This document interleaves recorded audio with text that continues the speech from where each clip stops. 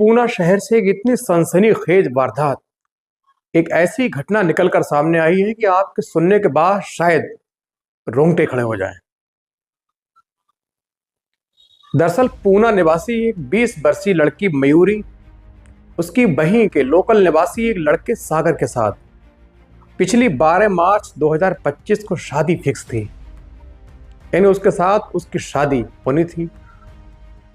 लेकिन शादी से लगभग 2 हफ्ते पहले 27 फरवरी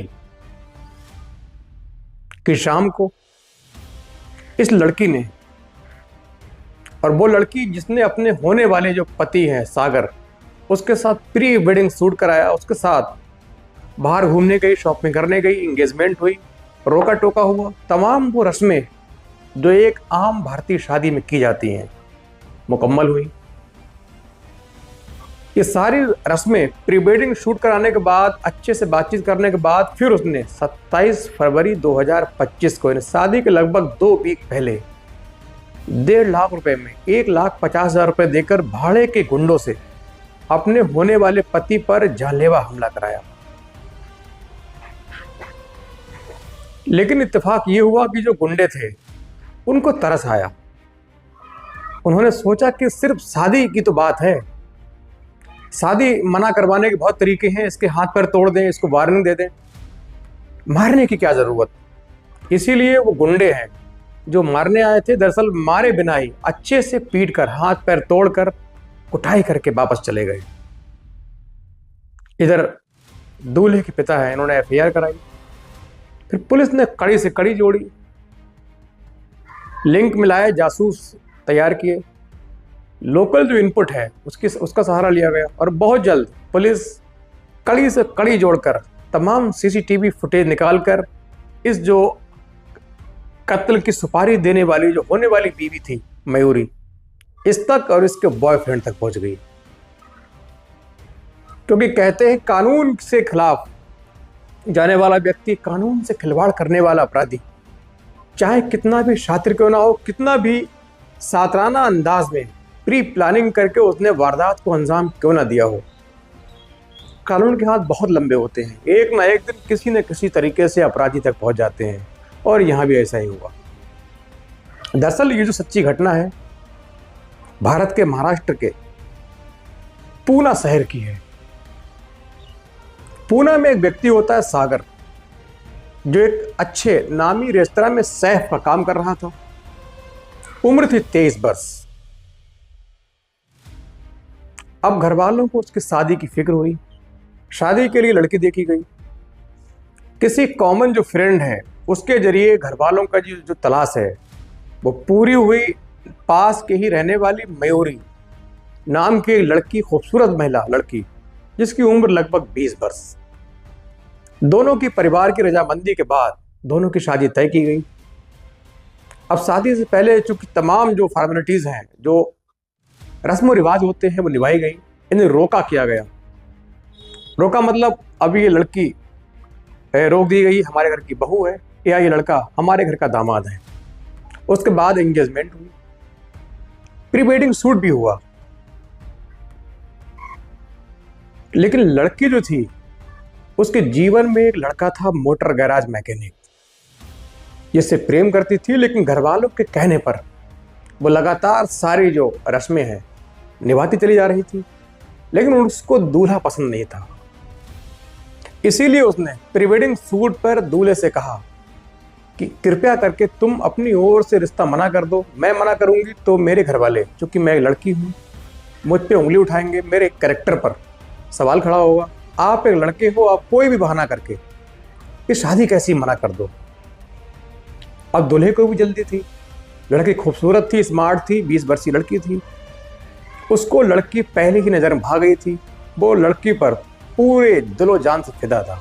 इसीलिए उसने लड़की से कहा, नहीं, मैं ये शादी मना नहीं कर सकता, क्योंकि अब बात बहुत आगे आ चुकी है। अब मुझको तुमसे ही शादी करनी है। दरअसल होना तो ये था कि लड़के को भी लड़के की जो भावनाएं हैं उनको समझकर, उसके मन की मर्जी को समझकर शादी को मना कर देना चाहिए था। लेकिन लड़के ने ऐसा नहीं किया। यही सबसे बड़ी गलती रही। उसके बाद लड़की ने बॉयफ्रेंड से बात की।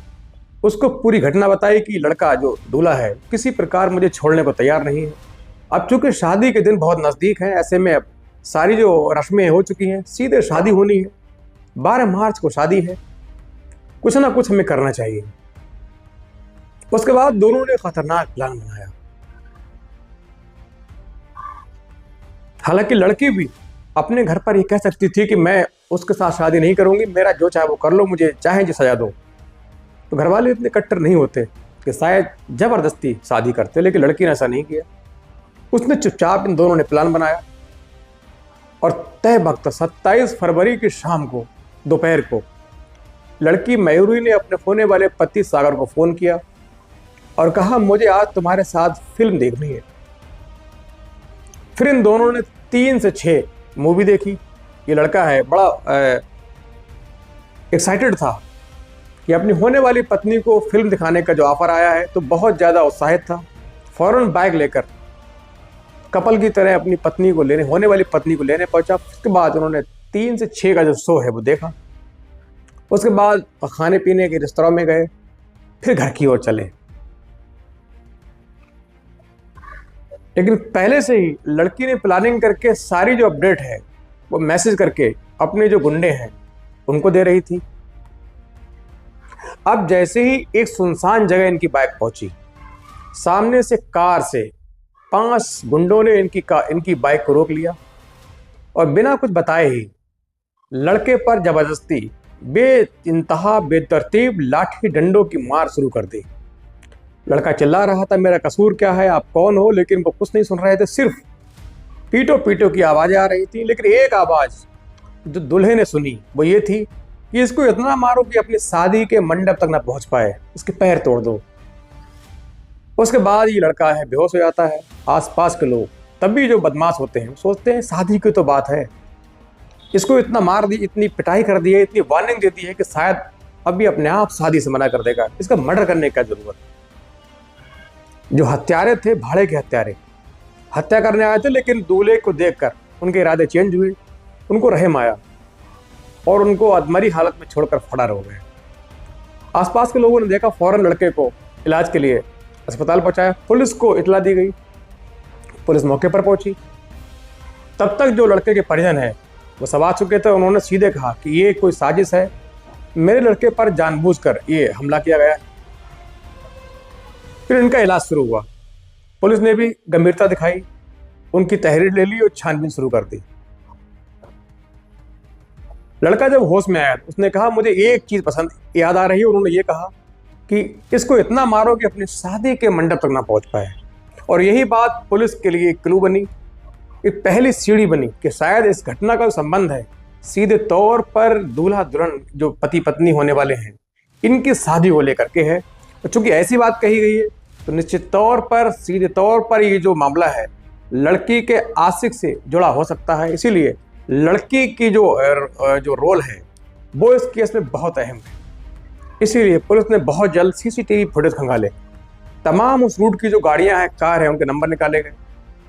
लेकिन सबको पुख्ता यकीन करने के बाद सबको क्लीन चिट दे दी गई। लेकिन एक कार जो है, जो कई बार इनको ओवरटेक कर रही थी, कई बार इनके पास से निकली, उसको पुलिस ने फाइंड आउट किया, उसको निकाला। उसका जो नंबर है वो निकाला गया, आरटीओ द्वारा बात की गई। तो उनको जब बुलाया गया तो उसको बहुत ज़्यादा देर ना लगी पुलिस के सामने सच कबूल लें कि पुलिस ने उसका अपने हिसाब से खातिरदारी की। उसने पूरी घटना अच्छे तरीके से कड़ी दर कड़ी पुलिस से बयां कर दी। अब गिरफ्तारी का जो मामला था वो दुल्हन का था। पुलिस ने बहुत शांति से किसी को इस घटना की भनक ना देकर सीधे जो दुल्हन है उसकी गिरफ्तारी करने के लिए, पकड़ने के लिए टीम भेजी। लेकिन उससे पहले ही जो पुलिस के चंगुल से बचने के लिए दुल्हन है वो अपने बॉयफ्रेंड के साथ वहाँ से फरार हो ली। उसको मालूम था कि पुलिस ने जो अपराधी हैं उनको पकड़ लिया है, तो सीधे तौर पर पुलिस अगला जो कदम है, गिरफ्तारी का जो खतरा है सीधा मेरा है, अब मैं पकड़ी जाऊंगी। इसीलिए फौरन बॉयफ्रेंड के साथ वहाँ से फरार हो ली।